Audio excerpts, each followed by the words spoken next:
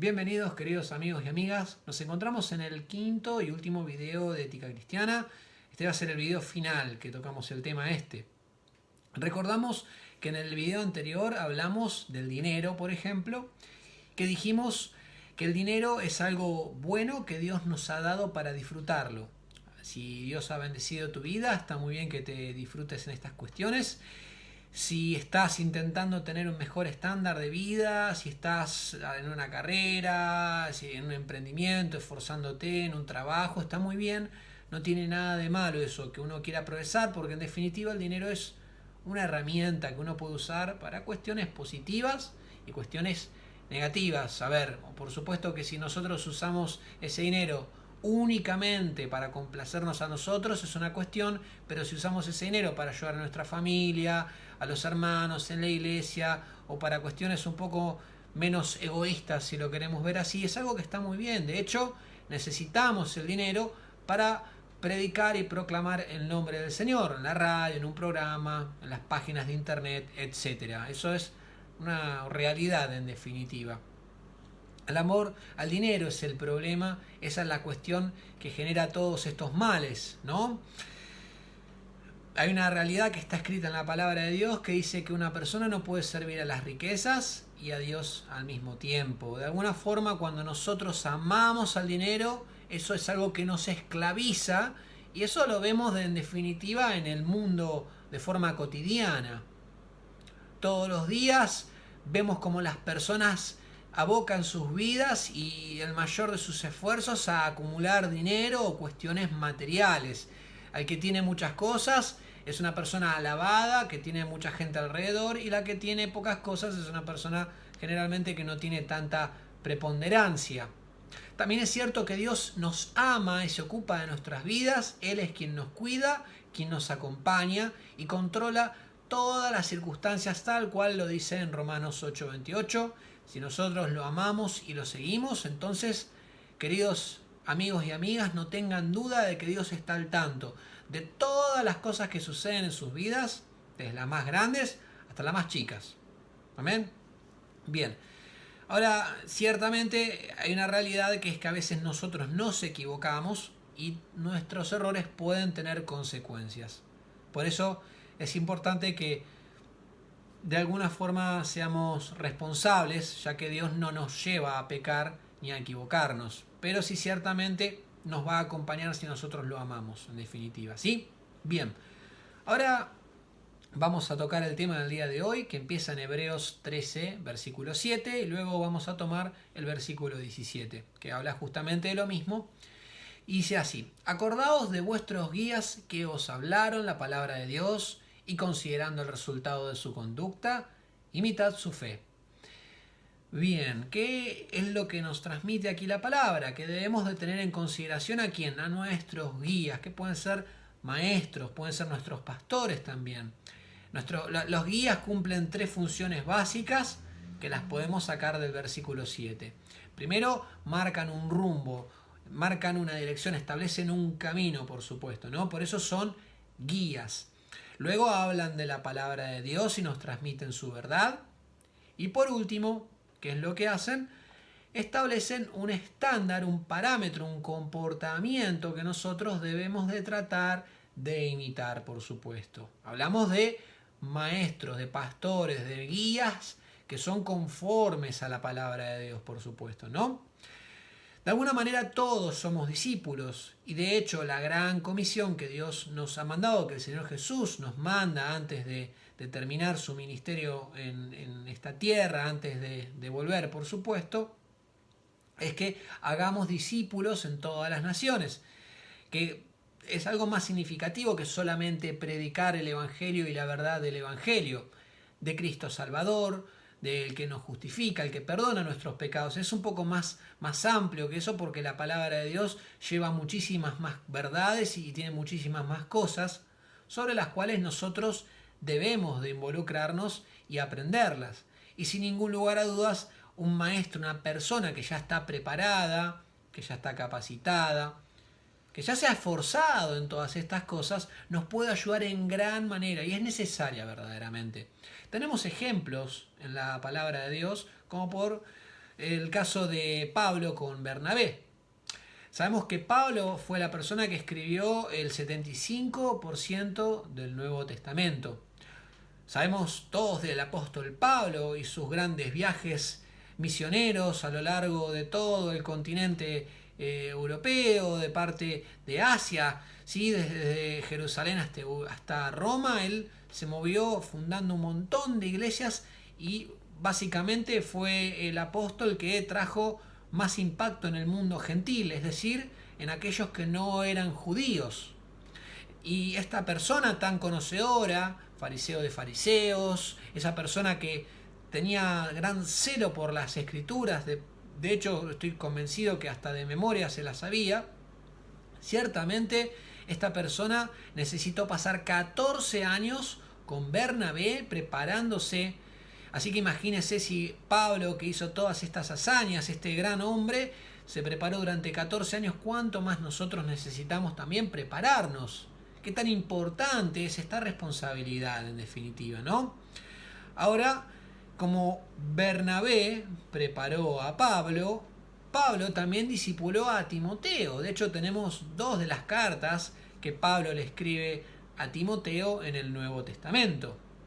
Y vemos cómo esto se convierte en una gran carrera de postas, esas carreras que vemos a veces en las Olimpiadas y después nunca más encontramos de vuelta, pero ese deporte en donde vienen los atletas corriendo con un bastón y luego llegan hasta su compañero de equipo, le dan el bastón, lo toma y sigue corriendo hasta el próximo compañero, haciendo esta cadena de pases hasta llegar a la meta final. Bueno, de alguna manera el Evangelio se va transmitiendo de la misma forma, entre maestros que discipulan a sus discípulos, les dan la posta y ellos luego les van dando la posta a los próximos discípulos, continuando así de generación en generación, desde los apóstoles hasta nuestras vidas en el día de hoy. Por eso es muy importante el discipulado, porque nosotros también de alguna forma discipulamos a alguien. Siendo padres debemos de discipular a nuestros hijos, siendo hermanos debemos tratar de ayudarnos, por supuesto, tal vez no como maestros, pero sí en la fe, en instrucción, en amor y en paciencia, ¿sí? Y sobre todo respetando y tomando aquellos maestros, aquellos guías que todo lo que nos transmitan debemos de tratar de repetirlo y crecer, por supuesto, sobre todas nuestras posibilidades. La próxima referencia que hace Hebreos 13 está en el versículo 17. Me parece justo también nombrar que entre el versículo 7 y el 17, en estos 10 versos que hay en el medio, el autor de Hebreos simplemente nombra que debemos de permanecer en la fe, algo muy importante, dado que el mensaje que nosotros transmitimos no cambia con filosofías, ni con movimientos humanos, ni con intelectos distintos. Es el mismo mensaje para todos y para siempre. Así como lo nombramos en el primer video, la moral y la justicia de Dios permanece porque Él permanece. Él no cambia de ninguna forma. Él es y siempre va a ser. Eso es inamovible. Entonces hace unas referencias a esto y luego hace una comparación de la iglesia con Cristo, esa identificación tan importante que hay, como hablamos también del matrimonio, y luego hace esta comparación, una analogía con el pacto levítico, que eran todas las costumbres previas a la venida de Cristo hace unos 2000 años atrás aproximadamente, antes de que venga el Señor Jesús en su primer venida. Todo lo que se mantenía era el pacto levítico, todas esas costumbres y prácticas.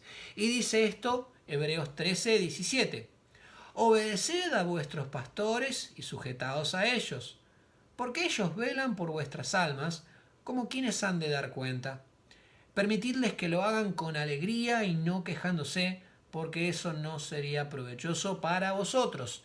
Entonces, acá recordamos que los pastores ciertamente son tan humanos como nosotros. Los maestros, todos aquellos que están del otro lado del púlpito, con el micrófono y con la corbatita ahí, que siempre están haciendo lo mejor que pueden para nosotros, son personas, se equivocan, tienen debilidades y afecciones. Y es por eso que nosotros, del otro lado, tenemos la responsabilidad de apoyarlos, de ayudarlos en nuestras medidas y ciertamente orar por ellos. Hay muchos hermanos que a veces se olvidan de pedir y de orar por sus maestros, por sus líderes, por las guías que tienen en sus vidas. Hermano amado, hermana amada, nunca olvide de orar por su pastor, por su maestro, por aquel que lo está guiando en este camino.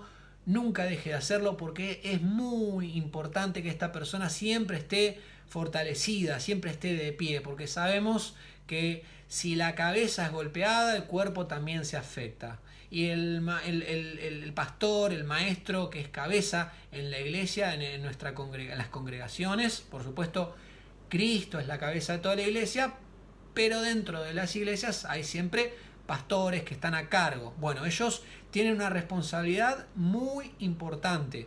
¿Con quién? Con usted. Por supuesto que con usted, pero sobre todo ¿con quién?